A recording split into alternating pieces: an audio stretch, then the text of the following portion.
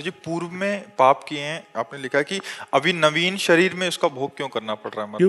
तो तू ही पूर्व जन्म में शरीर धारण करके पाप करके आया है। अब वो शरीर छूट गया, अब ये शरीर मिला, तो है तो तू ही ना, तो तुम्हें ही तो भोगना पड़ेगा। समझ पा रहे? महाराज जैसे आपके इस शरीर से तो कोई पाप बना ही नहीं आपसे। हम ये शरीर क्या है? कपड़ा। वसान से जीर्णानि यथा विहाय। शास्त्र का ज्ञान होना चाहिए। ये आत्मा का कपड़ा है। आत्मा ने वो कपड़ा पहनकर पाप किया, लेकिन कपड़ा उतार कर आ गया तो भोक्ता कौन बनेगा? वही आत्मा। शरीर बदलने से तू नहीं बदल जाएगा।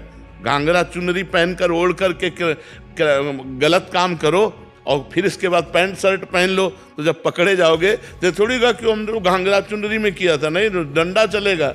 डंडा चलेगा कि नहीं चलेगा? तो उसी शरीर को सजा क्यों नहीं मिलती?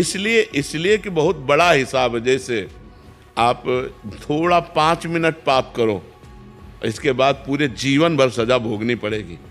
तो अगर हम प्रश्न करें कि 5 मिनट पाप किया तो 5 मिनट सजा दे दो, पूरे जीवन क्यों सजा भोगनी पड़ेगी? यही इसीलिए कि पाप कर्म का फल बहुत लंबा होता है। तो अनेक जन्मों से हम पाप करते चले आ रहे हैं। तो मनुष्य जैसे ये जन्म है, अब तुम्हें छूट है। अब आज तुम कोई पाप कर डालो, तुम्हें अभी दंड नहीं मिलेगा, तुम्हें पीछे का भी दंड भोगना पड़ेगा। जो पीछे करके आए पाप पुण्य, उसको भोगना पड़ेगा। अभी पाप कर रहे हो, आपका पुण्य का नंबर लगा हो तो आप बहुत सफल होते चले जाओगे।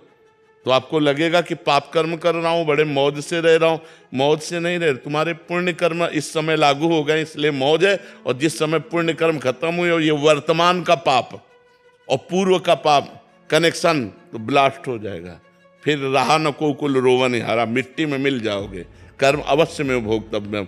अच्छा, आत्मा वही होती है, जीव शरीर बदलता रहता है, इसलिए उसको भोगना पड़ता है।